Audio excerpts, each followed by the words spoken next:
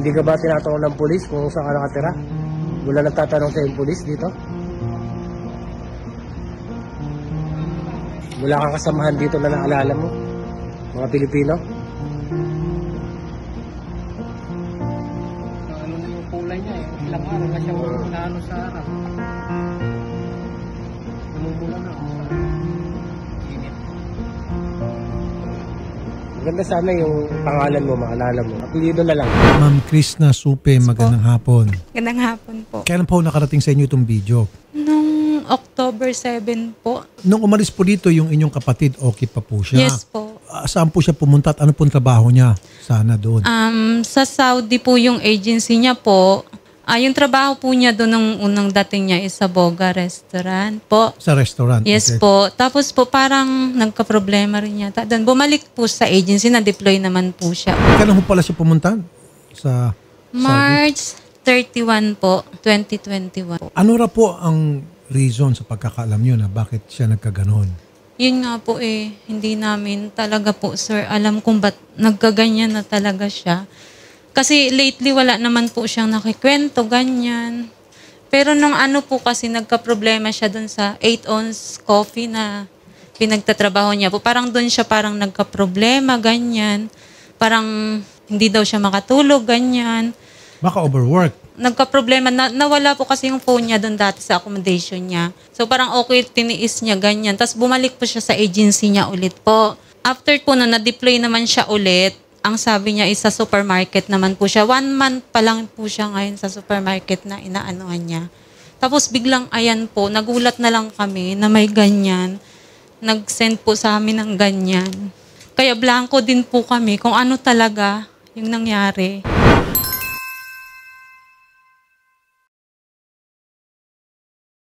DLB International Incorporated, Christopher Yes, San Jose. Magandang hapon po. Si Mr. San Jose, ang presidente po ng DLB. Sir Christopher, good afternoon po. Magandang hapon po, Senator Rapi. Alam niyo na po itong sitwasyon ni Sir John Supe, yung inyo pong worker, ano po? Opo, sir. Since nung Monday po, pumunta naman po yung kapatid, si Ma'am Krishna dito sa opisina. Doon po namin nalaman na yung kapatid niya ay natagpuan nga daw po sa Jeddah at yung kumupkup daw po ay pinadala siya sa ospital. So, kinuha ko po yung details kay Ma'am Krishna kung saan ospital at pinalam ko po agad sa FRA sa Saudi na hanapin po doon. Tapos po nag-message po si Ma'am Krishna na King Abdulaziz Hospital. Hinanap po nila doon. Hindi naman po matagpuan kasi nga po hindi daw nagsasalita. Walang dalang cellphone o identification. So nahirapan po yung agency maganap. Gumawa po ng paraan si Ma'am Krishna na ipinost po niya ata para kung sinong kababayan makakakita ay masabi kung nasaan. Nung huli po, nabanggit niya na confirm kung sa ospital at pinapuntahan po namin dun sa aming counterpart agency. Nung pong linggo, nakuha na po siya ng agency at po updated naman po si Krishna, Senator, kasi lagi po kami nag-uusap araw-araw, ilang beses. Okay na po yan. At least natunto nyo at nasa mabuting kamay na po siya, secured na po. Ang tanong ko, sir, bakit po siya nagkaganon? Sa inyo pong ginawang investigasyon? Sa ngayon po, sir, hindi pa kasi nagsasalita yung worker po. Hindi po namin alam kung ano ba dahilan. Kasi po nung sabi ni Ma'am Krishna, October 3 po, huli niyang naka-chat, naka-video chat yung kapatid niya. Hindi niyo ba tinanong sa kanyang mga kasamahan doon sa trabaho, sa kanyang pong employer, yung mga dating employer, kasama na po siguro sa responsibilidad niyo para alamin. Importante po to para next time, maiwasan po natin mangyari itong ganito klase mga insidente kasi yun po ay isasama po natin sa seminar sa mga gusto mag-abroad na the do's and don'ts para hindi ko kayo maging ganito tulad ng isang naging worker natin na si Mr. Supe, etc. Di po ba? Tama po, sir. Alamin po natin yung Senator, gapos. Opo, tama, Senator.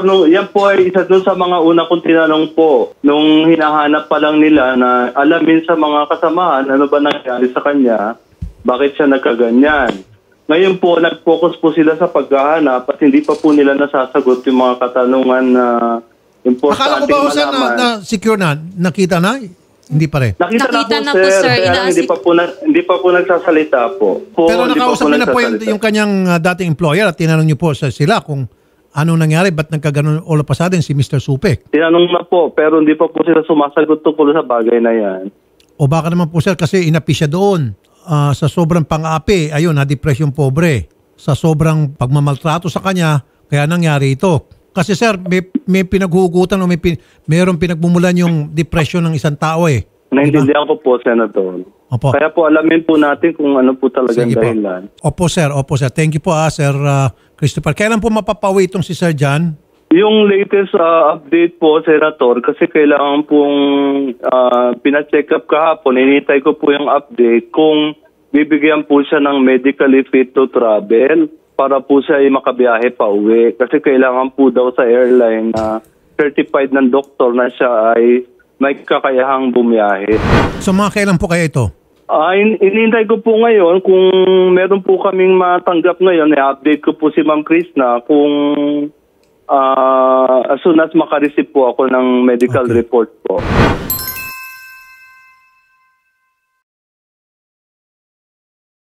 Siyempre makipagtulong sa atin palagi as always. Atin takbuhan nung panahon pa. Ito pong si Attorney Hans Leo Kakdak, yung USEC na siya ngayon for Foreign Employment and Welfare ng Department of Migrant Workers. Attorney Kakdak, USEC, magandang hapon po sir. Magandang hapon po, Senator Rafi, at sa inyong mga tagapakinig, tagapanood, magandang hapon din po. Okay. In fairness naman po dito sa agency, uma-action naman po pala USEC. Kaya lang, as usual, gusto ko sana matutukan din po natin para masiguro na talagang makakawi po ito the soonest possible. Opo, ang unang-una natin gagawin, Mr. Senator, is papupuntahan po natin sa welfare officer natin, tauhan sa Polo, doon sa ospital, para masuri po yung sitwasyon niya, kondisyon niya. At pangalawa dito, alamin yung kung anong nangyari. Tama po yung mga tanong ninyo kanina, kung anong nangyari, kinarat na ng ating kababayan. Dahil po kung merong tayong kailangan ipaimbestigahan ay gagawin po natin, lalapit tayo sa Saudi authorities, sa kapulisan, para maimbestigahan yung employer. At syempre, panghuli po yung pagsasaayos ng kanyang pag-uwi. Pero ito, ang presumption po dito ay dapat merong medically fit to travel certificate siya. Kaya sisiguraduhin po natin na masurvivayan natin yung proseso para makauwi siya sa kanyang pamilya. Ayun, sobrang thank you, Attorney Hans. Si Sir June Valdepeña, ito yung nag-video na concerned citizen. Buti na nandoon siya, kaya nakarating sa Kalaman ng mga kamag-anak. Hello, Sir June. Yes po, Senador Rafi. Magandang hapon, Kuya Rafi. Mas maganda pa kay sa hapon, Sir June. Sobrang thank you ha. Talagang maganda itong nangyari dahil po sa inyong video na nakarating po sa Kalaman ng mga kamag-anak, maging dito sa amin ngayon, yung pong tunay na kalagayan ni Mr. Supe. So, paano po siya natagpuan, Sir June? Actually po, meron ding isang concern na kababayan natin na nag-send ng video.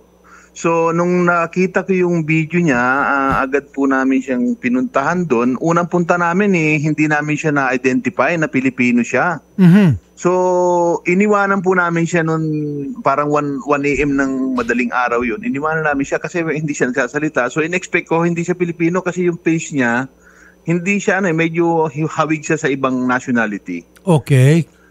Then, nung nag-post po yung kapatid niya ng passport noon, ay umaga na, yung binalikan ko na po uli siya ron at awa ng Diyos po naman ay na-coordinate natin sa mga Saudi authority.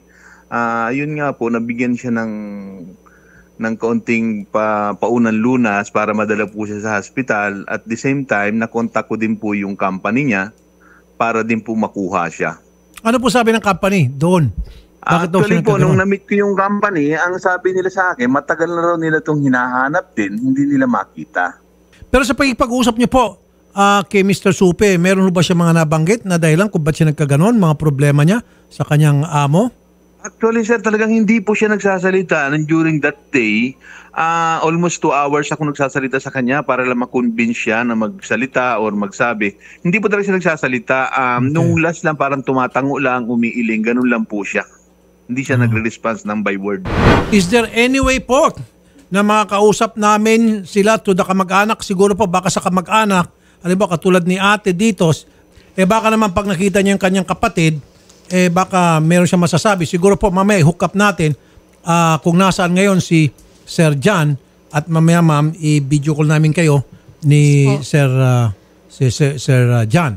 Baka pag kayo nakita niya, na mukha niya, baka magsasalita. Di ho ba? Opo. Sana po. Sige po, ganun gawin natin. Sir June, maraming salamat po. Sir June Valdepeña. Thank you po. Thank you po. Welcome po, Kuya Senador Rapi. Welcome po. Isa rin po akong parte ng Agila, Kuya. Ay, thank you po. Kuyang pala ito. Thank you po, sir. Okay, maraming salamat po. Marami pa rin ng mga agency na uma-action naman in fairness tulad nitong DLB. Hindi naman naging pabaya. Opo. Okay. Kaya dito hindi po namin nila lahat. At kayo mga agency, kapag may kasalanan kayo, sumagot lang kayo, patas kami rito. At kapag ginawa nyo yung trabaho, puri ang matatanggap nyo. Pag alam mo, napauwi na itong si Sir John, o pupurihin natin itong DLB. Sabihin natin, okay itong DLB, okay ito si Sir Christopher San Jose, may isang salita. Ganon kami rito. Okay? Tingnan nyo po yung before and after. Grabe. Ang laki yung pinagbago, transformation. Actually, Idol, si Sir John, sa Jeddah po siya, isang OFW.